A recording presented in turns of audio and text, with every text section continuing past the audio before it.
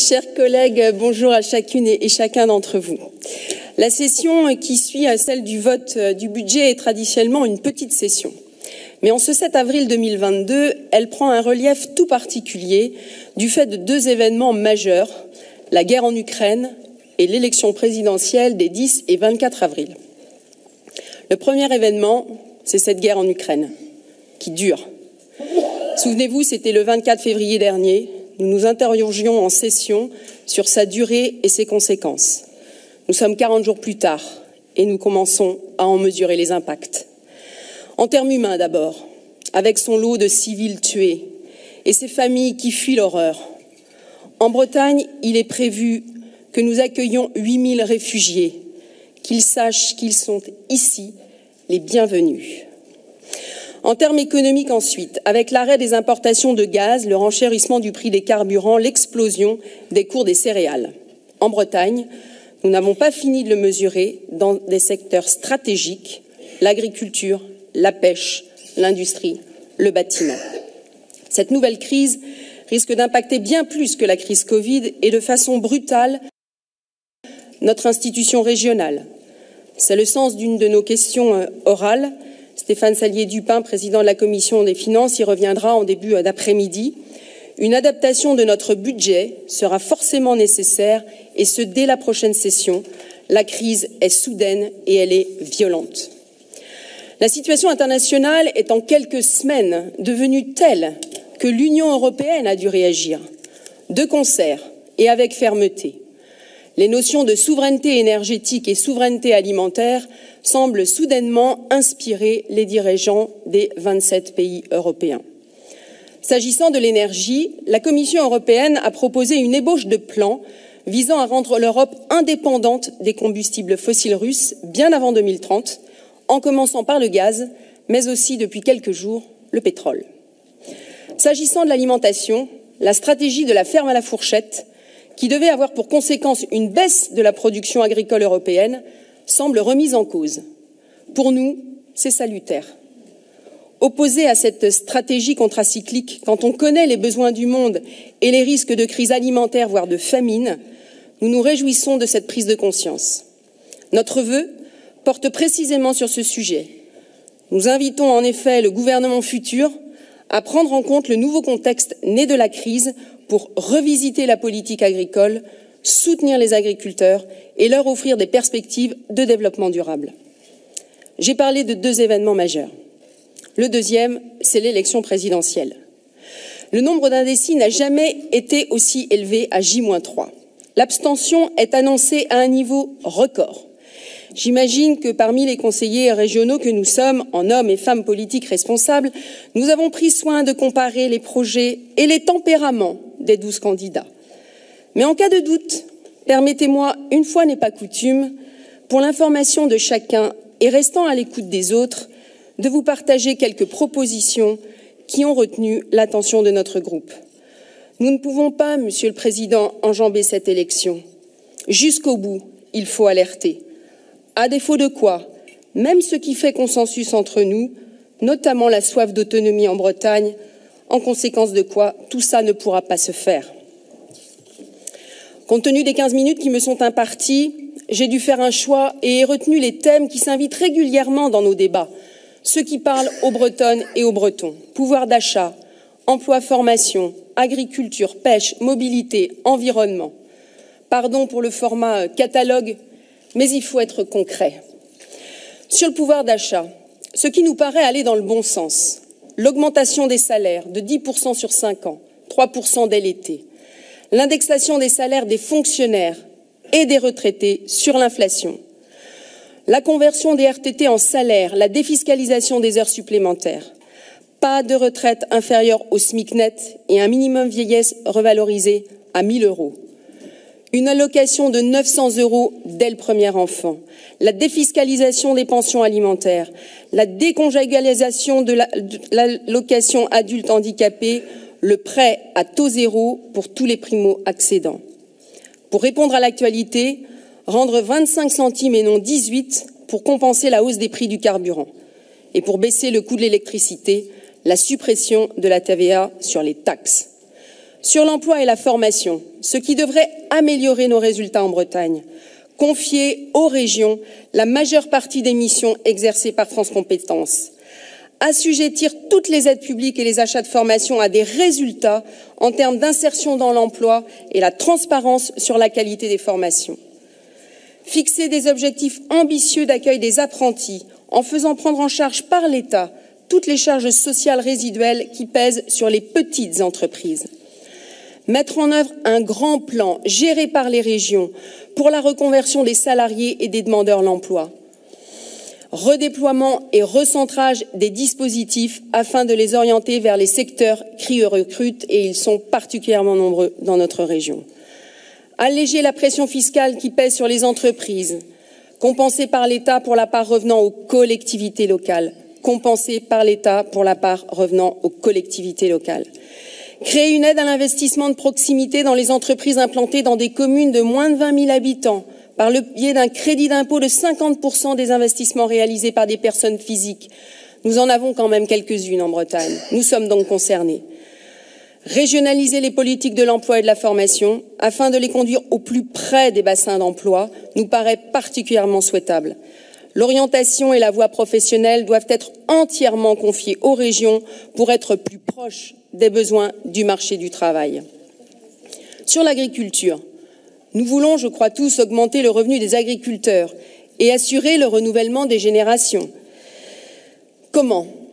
En baissant d'un tiers dès cette année les cotisations vieillesse, en garantissant la solidarité de l'État aux filières pour couvrir le reste à charge subi lors des crises à répétition, et nous les vivons actuellement, crise sanitaire, crise économique, crise climatique, en baissant le niveau des taxes foncières sur le non bâti, en allégeant la fiscalité des transmissions pour un héritier en ligne directe, en supprimant l'imposition des plus-values lors des cessions à un jeune agriculteur, en rémunérant les agriculteurs pour le prix des services qu'ils rendent à l'environnement.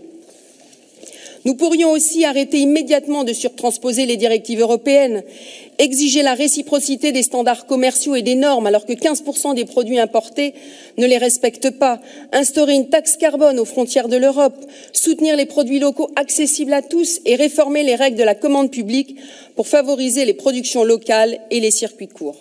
Sur les mobilités, nous voulons simplifier la vie des Bretonnes et des Bretons qui n'ont pas d'autre choix que de prendre leur voiture. Ce qui nous parle, l'indexation automatique des indemnités et des frais kilométriques sur le prix des carburants, la prime à la conversion, le bonus écologique, le prêt à taux zéro pour l'achat de véhicules propres pour les ménages modestes, le fait d'encourager le covoiturage, l'autopartage, les lignes de car express et le transport à la demande, nous pourrions les recenser en Bretagne. La modernisation du réseau ferroviaire pour les trains du quotidien, le développement de nouvelles liaisons TGV. Pour nous, c'est l'objectif Brest et Quimper à 3 heures de Paris. La modernisation des gares pour en faire des lieux de vie. Il me semble que c'est le projet Place de la Gare de la SNCF qui devrait associer la région. Le soutien aux acteurs du fret et de la logistique dans leur transition énergétique. Le développement de l'usage de l'hydrogène, la production de stations bio-GNV. Le recours accru aux biocarburants, aux carburants de synthèse ou le développement des avions à moteur électrique. Des initiatives vont dans ce sens en Bretagne, elles doivent être soutenues. En somme, un grand plan de rénovation des infrastructures et de décarbonation des mobilités. Je crois que c'est un objectif partagé. Et pour le financement des infrastructures, l'idée est de fusionner le livret A et le livret développement durable en livret vert pour dégager 120 milliards d'euros. Cela nous paraît prometteur et nul doute que la Bretagne en profitera. Sur l'énergie, il faudra surtout remettre de l'ordre dans la politique énergétique de la France. Concilier pouvoir d'achat, compétitivité des entreprises, sécurité d'approvisionnement et efficacité de la lutte contre le changement climatique. Nous pourrions doubler le rythme actuel de rénovation énergétique complète des logements, en particulier des passoires thermiques, en mobilisant les fonds du livret vert et en transférant des moyens aux régions à des fins de simplification et de mobilisation des acteurs locaux. Lancer un grand plan de rénovation des bâtiments publics d'ici 2040 avec l'objectif d'au moins 50% rénovés d'ici 2030. Instaurer l'idée que ce soit le Parlement et non plus l'administration qui décide de la planification des moyens de production grâce à une loi de programmation pluriannuelle à l'horizon 2050. Il serait bon que nous en fassions de même au sein de notre Parlement régional et je vous ai entendu, Monsieur le Président, parler de ce débat que nous attendons depuis le début de notre mandat. Les travaux vont débuter. Annuler le programme de fermeture de 12 réacteurs supplémentaires et supprimer le plafond de 50% de nucléaire en 2035 dans le mix électrique. Là, il y a clairement divergence entre certains d'entre nous. Lancer une première série de 6 réacteurs EPR, des petits réacteurs modulaires dont 4 à démarrer d'ici 2035, avec une planification du calendrier de prolongation et de renouvellement de l'ensemble des centrales existantes. Sur le renouvelable, nous voulons soutenir la chaleur renouvelable, la géothermie, la biomasse, le traitement des déchets.